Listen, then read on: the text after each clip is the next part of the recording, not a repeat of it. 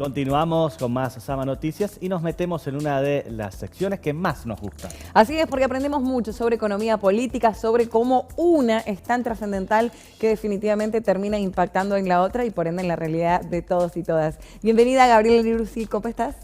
Buenos días, Maru, buenos días, Sergio, buenos días, audiencia. Bien. Muchos temas para hablar hoy. Arrancando un nuevo mes, vamos a hablar de economía, de cómo la política termina teniendo repercusión justamente en esta. Pero hay un tema, antes de que empecemos a abordar otros, que ha salido hace algunas horas, en realidad desde ayer se estaba hablando acerca de, ustedes lo conocen a Santiago Maratea, ¿no? Claro. Y esta colecta que él estaba haciendo para salvar de alguna manera a Independiente, que se encuentra en una deuda tremenda. Bueno, ¿hay problemas, Gaby, con la situación del fideicomiso? ¿Es así? Vamos a empezar por explicar un poco qué es el fideicomiso. El fideicomiso es un contrato que realiza una persona o un grupo de personas con una finalidad determinada, ¿sí? Entonces, este fideicomiso hay un fiduciante y un fiduciario. Fiduciante es la persona que titulariza ese fideicomiso y el fiduciario es quien va a aportar a ese fideicomiso.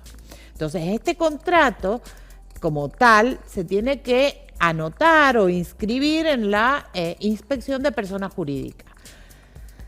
Teóricamente, el fideicomiso debe ser inscrito en la inspección de personas jurídicas del lugar donde tiene el objetivo a cumplir o del lugar donde habita la persona. Bien, debería ser en Buenos Aires o en Avellaneda, donde está el club. En provincia de Buenos Aires, porque Avellaneda es un municipio de provincia de Buenos Aires, o en Ciudad Autónoma de Buenos Aires, que es el lugar donde vive Santiago Maratea.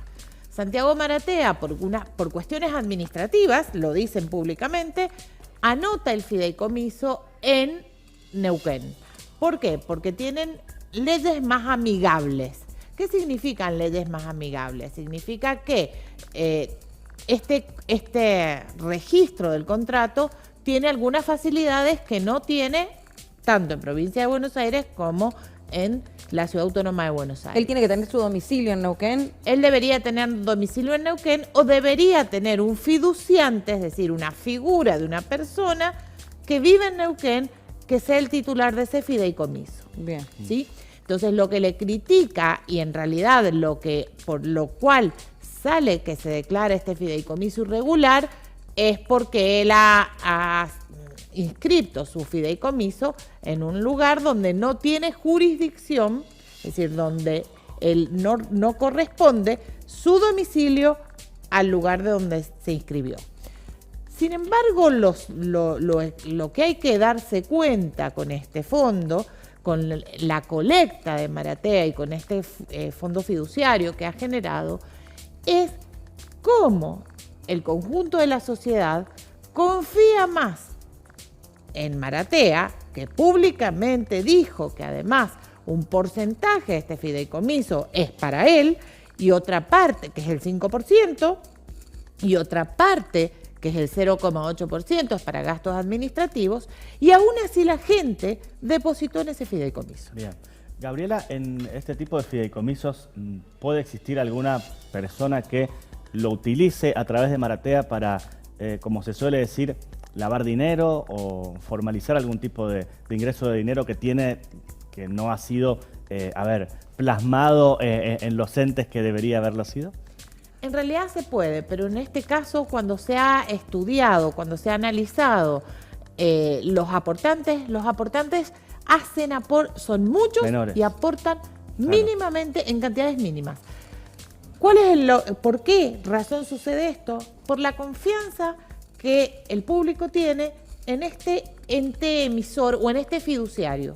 Sí, lo damos vuelta. Para mí en lo particular no sé si es tanto la confianza que tienen en él, porque mucha gente ni siquiera lo conoce o lo sintió nombrar solamente gente del ambiente del fútbol, dice me acabo de enterar quién es Maratea, sino por el descreimiento que hay en la política argentina. Es decir, hay gente que vos le preguntabas en la calle, incluso sin ser hinchas de Independiente, y yo veía notas de colegas de la provincia de Buenos Aires que hacían notas en la calle y decían, ¿vos le darías una colecta para salvar a Maratea? Sí, y se la darías al presidente incluso de la institución, o sea, entendiendo que quienes regulan las instituciones deportivas también hacen política. Claro. No, la verdad que al presidente del club no. Es que en definitiva el fideicomiso tiene este beneficio. el fideicomiso tiene un objetivo claro por cumplir y no puede ser desviado de ese objetivo. So pena de ser sancionado si no cumple con el objetivo pautado. Bien, ¿y eso ¿Ya? tiene plazos, tiene límites, tiene un tiempo cuando uno realiza un fideicomiso? En realidad, el límite que ha puesto Santiago Maratea, que es el titular del fideicomiso, que es el fiduciante, digamos, es hasta conseguir el monto que necesita, que son los 20 millones de dólares. El problema que ha surgido también, que esa es la otra cuestión por la que declaran este fideicomiso irregular e ilegítimo, es que Maratea calcula, porque en realidad los aportantes aportan en pesos, calcula que el monto total de esos 20 millones lo calcula en dólar oficial. El problema es que Inspección de Personas Jurídicas quiere saber de qué manera Maratea va a poder acceder a esos dólares oficiales, teniendo en cuenta que los dólares oficiales no están disponibles ni para importaciones porque tenemos un problema, ya lo sabemos, de reservas. ¿Sí? Bien. Bueno, eso como uno de los temas porque es algo que todavía está en la boca de todos, digamos, por estas horas. Pero tenemos un nuevo mes, Arrancó junio. y con eso... Y con eso un montón de aumentos, Gaby.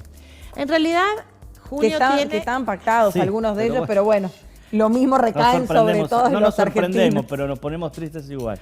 Junio tiene dos caras. Empezó con algunos reajustes salariales en algunos gremios, pero también viene con un número de aumentos importantes.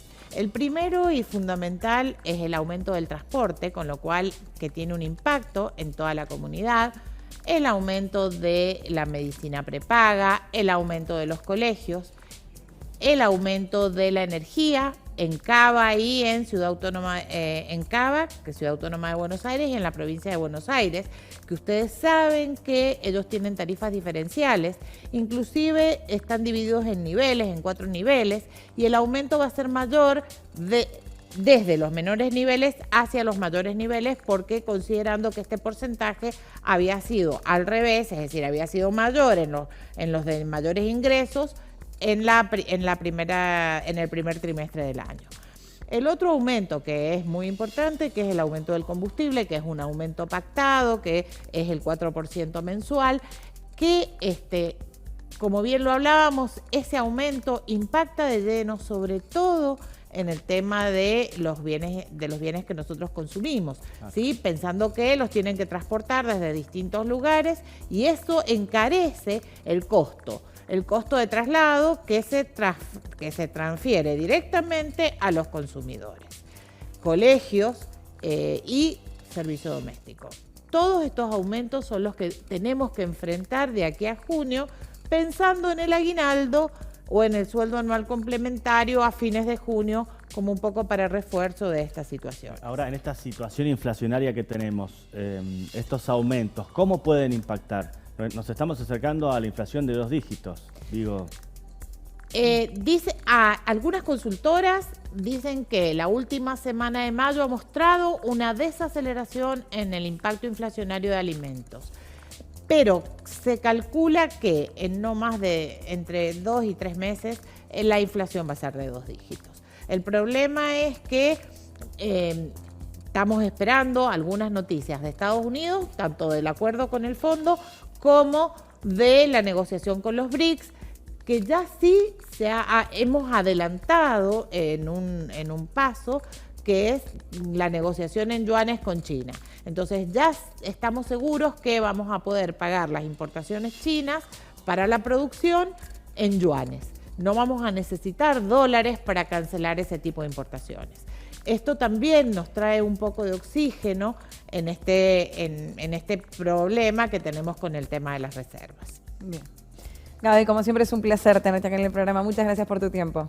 No, gracias a ustedes. Y queda una sola cosita más, que es que se acaba de anunciar el programa de precios justos barriales, que es un programa que lo podemos hablar el jueves que viene, pero que básicamente lo acaban de anunciar. Bien. Que es un programa que tiene un precio de más o menos 1.000 productos especiales para los almacenes y comercios de cercanía, que los supermercadistas y los mayoristas van a tener que respetar esos precios para los almaceneros. Ojalá suceda, ¿no? Y ojalá se encuentren los productos. Exactamente, porque tiene que haber un control al respecto, ¿no? Como todo. Es decir, todos los programas que se realizan, los planes sociales, etcétera, etcétera, etcétera, fracasan porque justamente no hay un control riguroso sobre los mismos y después cada uno termina, como se dice, tratando de llevar agua para su molino y lamentablemente nos perjudicamos todos y todas. Pero si se controla, seguramente va a ser una muy buena oportunidad pensando en esto, los almacenes barriales que muchas veces salen perdiendo. Sí, y bajar un poquito la inflación. También. Si es que se puede. Gaby, muchas gracias, un placer. Seamos optimistas.